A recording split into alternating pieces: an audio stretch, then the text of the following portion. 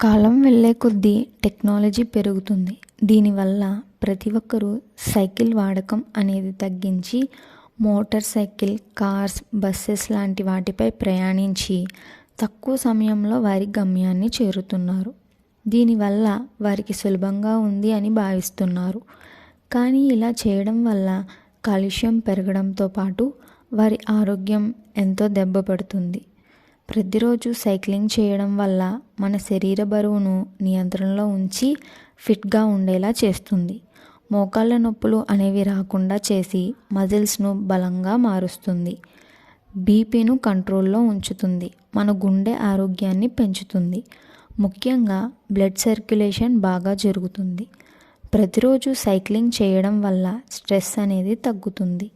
Job చేసి వచ్చే ప్రతి ఒక్కరికి కూడా ఇది చాలా ఉపయోగపడుతుంది. టెక్నాలజీ అనేది పెరుగుతూనే ఉంటుంది. కానీ ప్రతిరోజు ఒక 30 నిమిషాల పాటు ఈ సైక్లింగ్ చేయడం వల్ల మన ఆరోగ్యాన్ని కొంత కాపాడుకోవచ్చు. అలాగే శరీరానికి తగినన్ని నీరు తాగండి. పల్లెటూరులో నివసించేవారు సిటీలో ఉన్న వారికన్నా ఆరోగ్యంగా ఉండడానికి గల కారణం ఈ సైక్లింగే. మనం కూడా వారిలా కొంత ఆరోగ్యాన్ని అయినా కాపాడుకుందాం. మరి మీరేమంటారు?